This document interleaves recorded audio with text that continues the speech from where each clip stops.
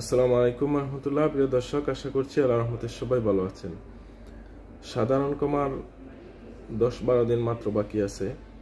যারা সাধারণ কমার ভিতরে পড়েন, অনেক আগের ভিসা শেষ হয়েছে, অনেক আগের ফাইন আছে, এটা একদম দারুণ সুযোগ।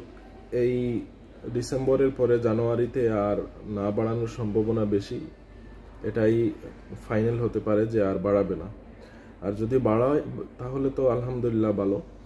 যারা ক্যান্সেল হতে পারেন নাই বিভিন্ন সমস্যার কারণে, কোম্পানি থেকে বিভিন্ন ঝামেলার কারণে, আপনারা যদি দেশে না যান, আউটপাস নিয়ে দেশে না যান, ভিসা যদি নাও লাগাতে পারেন, কমপক্ষে ভিসাটা ক্যান্সেল করে রাখেন। পার্টনার ভিসা হোক, লেবার ভিসা হোক বা যে কোনো ভিসা হোক, আপনারা যদি এই মুহূর্তে ক্যান্সেল করতে পারেন, কারণ অনেকের আমরা জানি 2-3 বছর 4-5 বছর হয়ে গেছে ভিসা ক্যান্সেল না, এভাবেই পড়ে আছে, ভিসা ক্যান্সেল করতে পারতেছেন না ফাইনের কারণে বা অন্যান্য কোনো ঝামেলার কারণে। এটা একটা দারুণ সুযোগ হচ্ছে ভিসাটা ক্যান্সেল করার।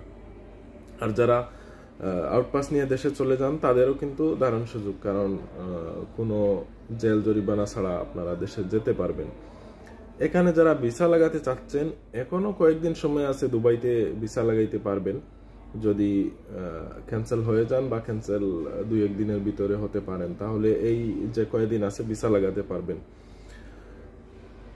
এরপরে কি হবে, নতুন কি আইন আসবে সেটা একদমই বলা যাচ্ছে না, কারণ প্রত্যেকটা দিন এক একটা নতুন সিস্টেম আসছে, নতুন আইন আসছে, নতুন কানুন আসছে। আপনারা জানেন ইতিমধ্যে অনেক জায়গায় অভিযান চলতেছে, বৈধ অবৈধ অনেক জায়গা থেকে ধরা হচ্ছে, দৌড়পাকড় চলছে।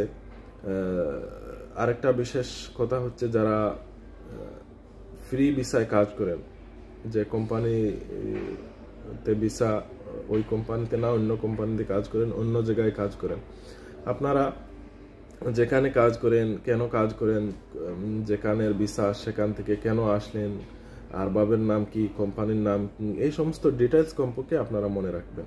যদি মনে না রাখতে পারেন তাহলে কিন্তু মহা ঝামেলায় পড়ে যাবেন।